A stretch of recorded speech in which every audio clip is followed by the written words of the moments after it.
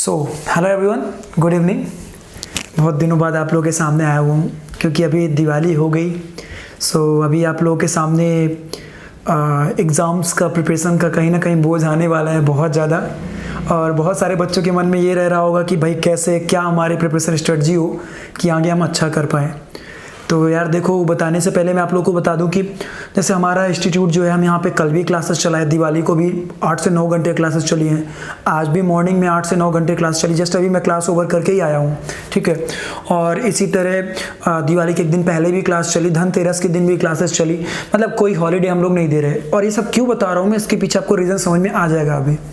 तो देखो यार, जितने भी बच्चे मुझे देख रहे होंगे, जो हो सकता है मेरे चैनल के फॉलोअर हो या हो सकता है फॉलोअर ना हो, तो उन सबको बता दूं कि यार मैं खुद एक आईआईटी ग्रेजुएट हूं और अभी मैं फिजिक्स में बच्चों की हेल्प करता हूं आईआईटी जेईई के लिए।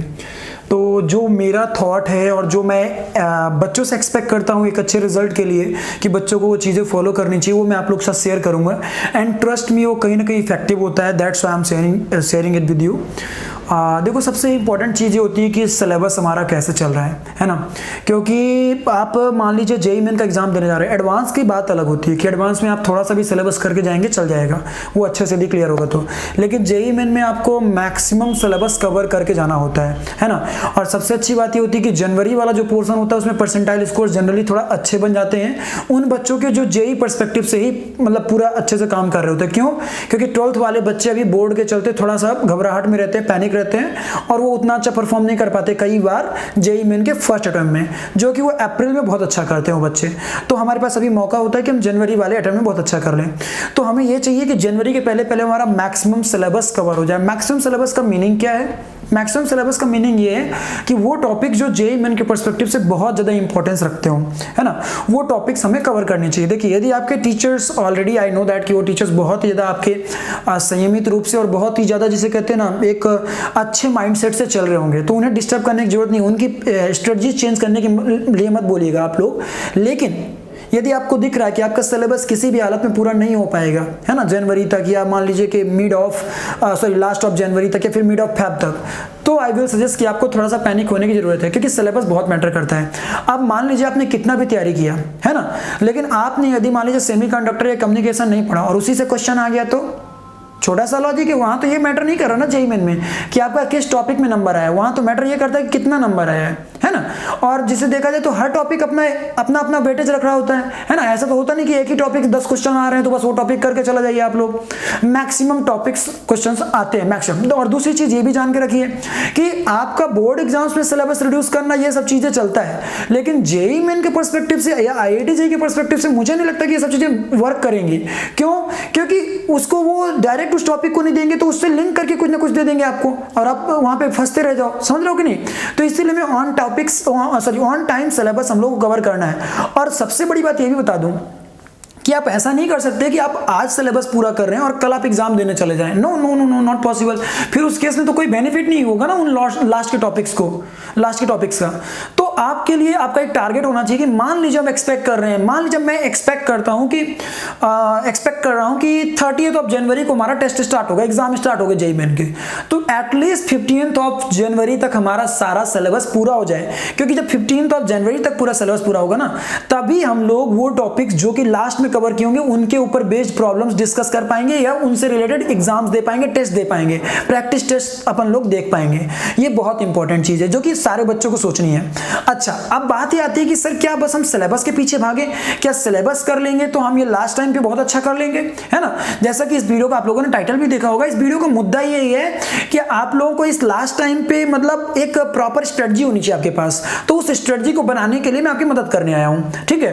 तो देखो, सेकंड जो इंपॉर्टेंट चीज है जो मैं अपने बच्चों को करवा रहा हूं, देखो मैं 8 से 9 घंटे की क्लास होती है हमारी, प्रॉपर 8 से 9 घंटे क्लास होती है, प्रॉपर 8 से 9 घंटे क्लास होती है। मतलब सुबह 8:30 बजे क्लास स्टार्ट होंगी, शाम के 4 बजे 5 बजे 6 बजे तक बच्चा हमारे साथ रहता है। मिनिमम 6 बजे तक बच्चा हमारे साथ रहता है ना, प्रॉपर यहाँ पे हमारे साथ बच्चा रहता है। अब हमारे साथ रहने का मतलब ये नहीं होता कि ऑफलाइन पे पूरा क्लासेस चलाए हम लोग।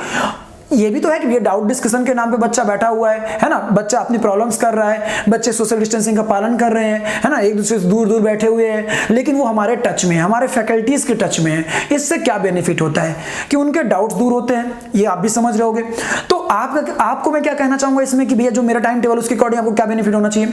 देखो यार, मैं ये सजेशन दूंगा कि आप मिनिमम यदि 7 से 8 घंटे की तैयारी करते हो ना, तो आप अल्टरनेटिव डेज पे ही सही, लेकिन अब टेस्ट देना स्टार्ट कर दीजिए।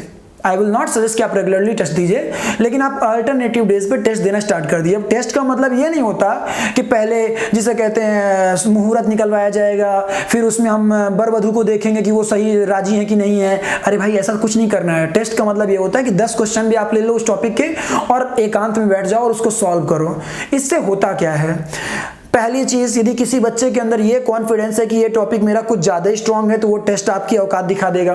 तो आपके पास समय रहते आपको समझ में आ जाएगा कि भैया मुझे इसमें मेहनत करनी है। अब मान लो यही चीज एग्जाम के 2 दिन पहले पता चली कि अरे भैया ये टॉपिक तो हम स्ट्रांग समझ रहे थे, लेकिन ये टॉपिक हमसे बन नहीं रहा है, तो ज्यादा प्रॉब्लम हो जाएगी, तो आप घबरा जाएंगे। हाँ, लेकिन अभी यदि आपको पता चल जाएगा तो अभी आप घबराएंगे नहीं, आप उसे दूर कर लेंगे, उस अपनी गलतियों को ना दूर कर सकते हैं, अपनी कमियों को दूर कर सकते हैं। Am I correct? तो पहला इंपॉर्टेंट चीज ये कि आपको मिनिमम 8 से 9 घंटे की क्लासेस करनी चाहिए, मतलब देना चाहिए, टाइम देना चाहिए पढ़ाई को, जिससे कि आप सिलेबस कम समय में कर पाओ। आपके पास 10 महीने नहीं है, आपके पास 3 महीने 4 महीने मैक्सिमम से मैक्सिमम, 3 महीने भी नहीं है मैं तो कहूं, है ना। मेरे कोचिंग में क्या क्या हो चुका है मैं आपको बता देता हूं। मैकेनिक्स में वेक्टर मैंने स्टार्ट कराया मैंने, और कोचिंग्स की तरह वेक्टर नहीं छोड़ा, ठीक है ना, वेक्टर भी कराया। और ये भी याद रहे कि हम फैकल्टी सिमिलर है, मतलब ऐसा भी नहीं कि 10 फैकल्टी 1000 फैकल्टी काम कर रहे हैं इसलिए ऐसा हो रहा है, नहीं, हम 2 फैकल्टीज में मैनेज कर रहे हैं, ऐसा हो रहा है। तब भी मैंने वेक्टर कराया, वेक्टर के बाद मोशन इन 1D कराया, देन प्रोजेक्टाइल कराया, देन अपना रिलेटिव मोशन कराया, देन एनएलएम कराया, देन फ्रिक्शन कराया, देन सर्कुलर मोशन कराया, देन वर्क पावर एनर्जी कराया, देन सेंटर ऑफ मास चालू है, वो भी खत्म होने वाला है। इसके अलावा इलेक्ट्रोस्टैटिक्स भी मेरा खत्म होने वाला है। इसके अलावा इलेक्ट्रोस्टैटिक्स मतलब 12th के टॉपिक भी पैरेलल में मैं चला रहा हूं, क्योंकि मैं ये नहीं सोच रख रहा हूं कि ऐसा हो जाए कि मैं 11th का तो पूरा कर लूं, लेकिन 12th के लिए मेरे से कुछ बन ही नहीं रहा जब मैं एग्जाम देने गया। अरे भाई, 12th का भी तो एग्जाम वेटेज रखता है ना, 55% उसी से आता है, मैक्सिमम केसेस में देखा गया है। तो हमें 12th को भी पैरेलल में लेके चलना है, लेकिन मैकेनिक्स के बिना 12th आप करने जाओगे तो भी प्रॉब्लम होगी। तो मैंने 12th के मैकेनिक्स से टॉपिक से पैरेलल में कराए और इलेक्ट्रोस्टैटिक्स भी हो गया। और पैरेलल में आपके जो मनीष सर है उन्होंने थर्मल का पोर्शन खत्म कर लिया, है ना। ये हम लोगों ने कितने महीनों में कराया है? In last 3 months, last 2 to 3 months. So हम एक्सपेक्ट कर रहे हैं कि इन रिमेनिंग टाइम हम थोड़ा और स्पीड बढ़ाएंगे, तो हम जिसे कहते हैं 95% 100% सिलेबस अपन लोग टच कर सकते हैं, ठीक है। तो ये कारण था, मैंने आप लोगों को बोला कि 8 से 9 घंटे आपको देने हैं, कम समय पे ज्यादा चीजें करनी है इसलिए, है ना। और सिंपल सी बात है, ऐसा भी नहीं करना कि सब कुछ कर तो लिए लेकिन बन कुछ नहीं रहा। मतलब आपको जो भी चीजें करनी है वो सॉलिड तरीके से करनी है, तो ज्यादा समय देना होगा। ये बहुत इंपॉर्टेंट चीज है। अभी भी यदि आप नहीं जगे, यदि अभी आप सतर्क नहीं हुए, तो मानिए चाहे ना मानिए, आप एग्जाम में आपको प्रॉब्लम्स देखने को मिल जाएंगे आगे चल करके, ठीक है। दूसरी चीज, आप लोग को प्रॉपर टेस्ट देना स्टार्ट कर देना चाहिए। प्रॉपर टेस्ट का मीनिंग ये कि आप रेगुलर बेसिस पे 1 घंटे के लिए, 45 मिनट के लिए, 60 मिनट के लिए बैठना स्टार्ट कर दीजिए एग्जाम्स के लिए, रेगुलर बेसिस पे। मैं अपने बच्चों का रेगुलर टेस्ट करा रहा हूं, हर अल्टरनेटिव डेज में हमारे यहाँ टेस्ट हो रहा, हर अल्टरनेटिव डेज में हमारे यहाँ टेस्ट हो रहा है। मतलब मेरा ये थॉट है, मैं जो अपने बच्चों की स्ट्रेटजी वही मैं आप लोगों के साथ शेयर कर रहा हूं। हो सकता है कि इसमें कुछ कमियां भी हो, तो आप लोग भी मुझे सजेस्ट कर सकते हैं, है ना। और यदि कोई बात अच्छी लगती तो आप उसको अपने अंदर फॉलो करिए। देखिए, मैं टेस्ट जो करवा रहा हूं उसमें इस बात का ध्यान रख रहा हूं कि भाई बहुत ज्यादा मल्टीपल टॉपिक से टेस्ट कराने की जरूरत नहीं है। जो टॉपिक आपने पढ़ाया उसी टॉपिक का टेस्ट आप लोग बच्चों को दे दो, और बच्चे 10 क्वेश्चन 15 क्वेश्चन करें, बच्चों के अंदर एक कॉन्फिडेंस आ जाता है कि भाई ये टॉपिक मैंने पढ़ा, चलो नाउ सफिशिएंट फॉर मी, है ना। अच्छा, अब बात ये आ रही है कि इस टाइम पे मैं क्या क्या चीजें फॉलो करवा रहा हूं बच्चों से। तो देखो, मैं सबसे मेनली क्या करवा रहा हूं, पहले मैं क्लासों में पढ़ाता हूं, ज्यादा से ज्यादा चीजें मैं डिस्क्रिप्टिव फॉर्म में अपने क्लास में ही कवर करा देता हूं, ठीक है ना। अब मान लो 3 घंटे की क्लास ले रहा हूं और इस तरह की मेरे को 10 से 15 क्लास मिल जा रही है, तो इलेक्ट्रोस्टैटिक्स में बहुत ज्यादा डिटेल में करा सकता हूं, यू ऑल नो दैट, है ना। जैसे मैं कराता हूं यूट्यूब में भी, आप लोगों ने देखा होगा डिटेल में जैसे कराता हूं, तो ये तो मैं कराता ही कराता हूं। सेम टाइम पे मैं बच्चों को बोलता हूं कि आप एचसी वर्मा सॉल्व करिए, और साथ में जो हम डीपीपी देते हैं, डेली प्रैक्टिस प्रॉब्लम शीट्स। अब डेली प्रैक्टिस प्रॉब्लम शीट्स में यार बहुत सारे क्वेश्चन ऐसे होते हैं जो एडवांस स्टैंडर्ड के होते हैं, जो थोड़ा टाइम टेकिंग होते हैं। तो मैं ये भी नहीं कहता कि आप पूरा डीपीपी को A to Z सॉल्व करो, मैं ये बोलता हूं जरूर हूं कि जेई मेन को एचसी वर्मा को आप A to Z सॉल्व करो। एचसी वर्मा इज नेसेसरी, मतलब फिक्स नंबर ऑफ क्वेश्चंस हैं और टू द पॉइंट क्वेश्चंस हैं, तो आप उन्हें जरूर सॉल्व करो, है ना। लेकिन डीपीपी में आप जो आपका डेली प्रैक्टिस प्रॉब्लम सीट है उसमें आप वही क्वेश्चंस करो जो आपको अभी जेईई मेन के पर्सपेक्टिव से लग रहे हैं, वो हम मार्क भी करा देते हैं कई बार, और वो बच्चों को समझ में आता है कि लेवल 1, लेवल 2, लेवल 3 इसके अकॉर्डिंग क्या कैसा है ना। पैराग्राफ टाइप प्रॉब्लम्स है, इंटीजर टाइप प्रॉब्लम है, सब्जेक्टिव टाइप प्रॉब्लम है, हमारे डीपीपी में सब अलग अलग देते हैं, तो बच्चे को समझ में आता है। तो बच्चे के सामने दो चीजें होती हैं कि पहला तो क्लास करना प्रॉपर्ली, पूरा नोट्स को रिवाइज करना, वो हमारे लिए सबसे बड़ा रामबाण है, और दूसरा चीज हमें क्या करना है, हमें एटलीस्ट एचसी वर्मा सॉल्व करनी। मैं अपने फिजिक्स में ही बोल रहा हूं, इस तरह केमिस्ट्री में भी कोई बुक फॉलो कराते होंगे सर, मैथ्स में भी ऐसे मैम कराती होंगी, है ना। तो ये हमारा थॉट होता है। और सबसे इंपॉर्टेंट चीज जो बच्चे के लिए इस टाइम पे जरूरी है वो ये है कि चौथा पॉइंट, मतलब मैं एक बात बताना चाहूंगा कि ये 4 पॉइंट्स आप जानते भी रहे होंगे लेकिन आपने फॉलो करने की जरूरत समझी नहीं समझी आई डोंट नो। 3 पॉइंट तो मैंने आपको पहले बता दिया कि पहला, नंबर ऑफ आवर्स पढ़ाई को ज़्यादा दे दीजिए, दूसरा आपको टेस्ट रेगुलर देना है ना, और तीसरा आपको प्रॉपर एक स्टडी मटेरियल फॉलो करना पड़ेगा प्रॉपर, है ना, मतलब एक पैटर्न फॉलो कर लीजिए। आप हर दिन कुछ नया करने के चक्कर में रहेंगे तो समय बहुत कम है, कुछ नया नहीं कर पाएंगे, है ना। सबसे इंपॉर्टेंट चीज चौथी नंबर की, नो हॉलीडेज, कोई भी आपके मन में छुट्टी नहीं होनी चाहिए। अपकमिंग आने वाले 2 मंथ में आपके अंदर ये होना चाहिए, जैसे मैं अपने बच्चों को दिवाली की भी छुट्टी नहीं दिया हूँ, किसी एक बच्चे को मैंने दिवाली का छुट्टी नहीं दिया, है ना। मैं भी आया हूँ, कल सुबह क्लास लिया हूँ, कल शाम को मैं घर गया हूँ, ठीक है ना, फिर शाम को जाके जो भी है सब एंजॉय करो अपना अपना, लेकिन हमने पूरी प्रॉपर क्लासेस चलाई।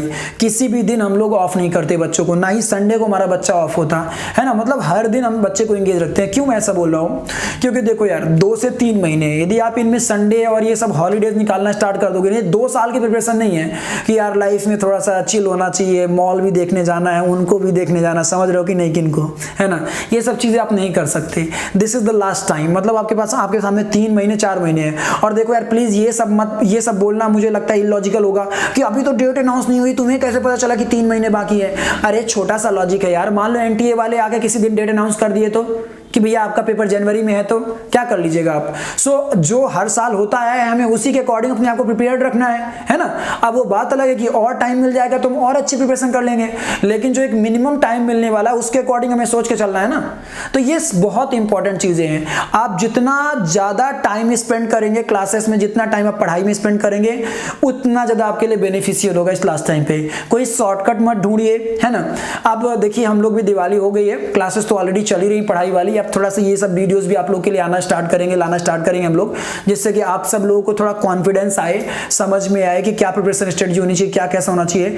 करंटली हमारे पास जो बच्चे हैं दैट इज अप्रॉक्स 200 स्टूडेंट्स हैं हमारे पास करंटली, ठीक है ना। सुपर 50, एवेंजर्स, 12th 11th, है ना, इन सारे बैचेस के बच्चों को मिला करके हमारे पास 200 बच्चे हैं। लेकिन ये है कि फिर वो एक से एक अच्छे बच्चे हैं और मेन मेहनती बच्चे हैं, है ना। हो सकता है कि ऑल इंडिया रैंक 1 वाले ना हो, लेकिन वो इतनी मेहनत कर रहे हैं कि वो एक अच्छी रैंक की तरफ बढ़ रहे हैं, है ना। सो आप सब भी बहुत अच्छा करिए। और दिवाली के लिए तो मैं पहले नहीं देख पाया था आप लोगों को शुभकामनाएं। सो अभी सब कोई खुश रहिए, आप सबको ढेर सारी शुभकामनाएं और बहुत सारा एंजॉय करिए, पढ़ाई करिए और खुश रहिए। और सबसे इंपॉर्टेंट चीज, यदि इस चैनल पे आप नए हैं तो प्लीज गाइस चैनल को सब्सक्राइब करिए, क्योंकि बहुत जल्दी हम आप लोगों के लिए एक free of cost crash course लेके आने वाले हैं, जो कि जेईई मेन जनवरी के पर्सपेक्टिव से होगा, जिसमें कि काफी कुछ बड़ा हम लोग करने वाले हैं। That will be free of cost. Okay, so thank you guys, take care, have a nice day.